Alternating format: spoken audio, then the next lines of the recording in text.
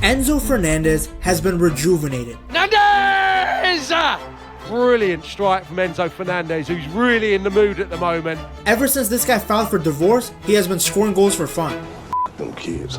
I guess being with one woman, it's not for everyone. Every time he's banging in a goal now, he's doing the call me celebration. So I just know he has a roster of London baddies. In London on Saturday night, there'll be plenty of girls around me touching their hair. From Enzo Maresca's tactical changes, He's learning, he's improving, and this is the most important thing. to enjoying the fruits of being single, what exactly has caused Enzo to return back to his best? Keep going, keep work, keep pushing. Going into the season, I'm not gonna lie, I was a bit worried for Enzo. Chelsea had spent a lot of money on him, had played him in every central midfield position possible, and he still wasn't close to the levels that were expected of him. Enzo Fernández has been a pitiful player for Chelsea basically since he signed. Enzo Fernández has been one of the worst signings that Chelsea have ever made. When you think about the money that we spent on him and the expectation level and what we wanted him to do for the team. Whether he was asked to play in a more advanced role or to dictate the play from deep, he looked slow and lethargic. He was always a step behind in terms of speed and decision making. In fact, at one point they showed the stats of Chelsea with and without Enzo, and the team was better when he wasn't on the pitch. Like usually they do these kind of graphics to show the importance of a player. I've never seen it the other way around. Don't get it wrong, he'd have a good game here and there. He scored twice against Brighton. Headed in by Enzo Fernández. 3-1 Chelsea, no problem. Straight down the middle, straight beyond steel. Played pretty well in the 4-3 win against United, but a few performances here and there don't justify the fee that was paid for him. Then there was the whole racist chant controversy before the season even started. There's also suggestions that privately he's reached out as well to Chelsea players, a number of whom have unfollowed him on Instagram, Shaq. Said already before the game, I think all of us, we make mistake.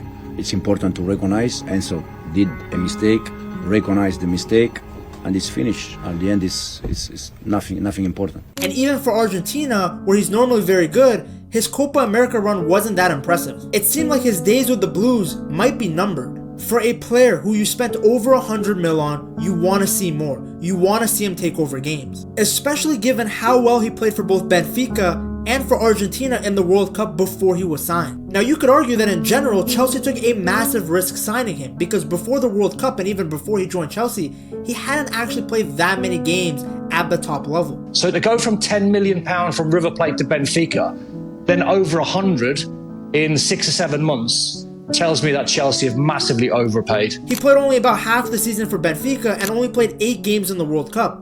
But the thing is, the qualities he was showing were too good to ignore. Like in his debut for Benfica, this guy scored a half volley from outside the area in a Champions League qualifying match. Then he scored in a 4-0 win in the Portuguese league and then scored in the second leg of the same Champions League qualifying match. He was named the Primera Liga's Midfielder of the Month for August, October, and November. At this point, there was a lot of buzz around his name, the way he was controlling the midfield, his playmaking. For someone so young, he was already playing like a center mid who was in his early 30s. He was composed, had exceptional passing range and accuracy, but then could also get you a goal when you needed it. In fact, at the World Cup, he showcased all of his abilities on the biggest stage. He didn't initially start the matches. He came off the bench against Saudi Arabia and Mexico. But in that game against Mexico, he made it very obvious to Scaloni that he has to be starting in the center of the midfield. Oh, sweet feet, wonderful goal! Enzo Fernández with a pinch! And Argentina now surely out of reach. He scored a wonderful goal against the Mexicans to seal the win. A game that was probably the most high-stake match you can get, given that Argentina had to win. Like obviously every single game of the World Cup is a must-win, but if Argentina lost against Mexico or even drew, they were out of the tournament because they had lost to Saudi Arabia in the first match. From that moment on, Argentina kept winning and Enzo was at the heart of it all. He complemented De Paul really well as a double pivot in the 4-4-2. Both could do a little bit of everything, but obviously Enzo was much better going forward. He was the one that could score a banger. He was the one that could thread the needle with a nice pass. You don't win the young player of the tournament by accident. At 21 years old, he was already playing like one of the best center mids in the world. I mean, he had more final third passes than Messi. He had the highest long pass completion out of all the Argentinian players. As we'll see later in the video, and even the way that Enzo Maresca describes him, these type of qualities are rare to find. Someone who's that good going forward, but he's also willing to be aggressive in winning the ball back.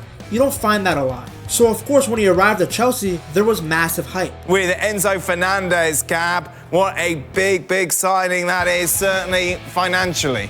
A British record transfer deal at the time, a World Cup winner, a player that every top club wanted, but Chelsea was the one he chose. He's shown that he can be a difference maker in the Champions League. But here was the issue. Enzo was joining Chelsea at one of the most turbulent times in the club's history. We're talking about a change in ownership to a guy that apparently thought a formation called 4-4-3 existed. They were buying a ton of players and also getting rid of a ton of players. I can only imagine the Chelsea locker room during that period. With so many players coming and leaving, it probably looked like a high school tryout for a football team. I mean, just look at the Chelsea team now. The team is so young that Enzo is not only a veteran, but a captain of the side. So imagine this, a 21-year-old comes in, and you look at Enzo's profile, he's a tempo dictating center mid. His job is to make good teams great. You can't just carry a dysfunctional team on your back from the center of the park. That just doesn't work. So automatically, from his first day at the club, he was at a disadvantage. I know you think that he plays sideways too much. I think he plays sideways a lot because there's just nothing around him. There's not enough movement. He's not helped by Loftus-Cheek playing next to him, who was completely lost, by the way. And then the Chelsea managerial carousel began. Think about this. Maresca is Enzo Fernández's fourth head coach at Chelsea already. In his first 6 months after his arrival from Benfica, Enzo was a regular under Graham Potter, then Frank Lampard, before Mauricio Pochettino. Like, how is a player who is coming to a new team, new country, new league, supposed to adjust when his manager is changing almost every 3 months? Then on top of this, he was recovering from a groin injury in the 2024 season. He was reportedly playing through pains as he was awaiting surgery on a hernia, which would actually explain why he looked slower. Then, as if all these factors aren't enough, Enzo was going through a lot of personal matters off the pitch. He split up with his partner, who he has 2 young kids with. In September of 2024, he was banned from driving for 6 months after twice failing to identify the driver of a Porsche caught speeding and then running a red light. Months before that, he had to apologize for posting a video of himself singing a racist and homophobic chant as he celebrated with his Argentinian teammates on a bus after winning Copa America. We sometimes forget that these players are humans. It's not career mode. By the way, I want to make it very clear, I'm not saying the stuff that Enzo did was right. I'm just saying that these guys are human. He can't just turn off his personal life in order to perform on the pitch. One impacts the other. Well, luckily for Enzo Fernández, another Enzo came into the club, and he's probably played the biggest factor in helping the Argentinian get back into form. Maybe that was the solution all along, getting Enzo squared together. I don't care if you didn't find that funny, you better be laughing. The Italian responded to the chant incident by making Enzo captain for their opening league game against Manchester City. Enzo is one of the captain of this team. He's not the only one. We have Reece, we have some more captain there. The reason why is because I can see that his teammates, they recognize him like a reference, like a captain. And this also show how Enzo is respected inside the squad, so I think it's quite clear. As the season has progressed, Enzo has only gotten better and better. Maresca quickly identified that the Argentinian was the only profile of player he had that could attack like an attacking midfielder, but could also defend. This versatility is what made Enzo so good for both Benfica and Argentina, and Maresca has been able to use him in that hybrid role. Maresca has even emphasized the importance of Enzo making forward runs into the opposition penalty area, aiming to increase his goal scoring opportunities.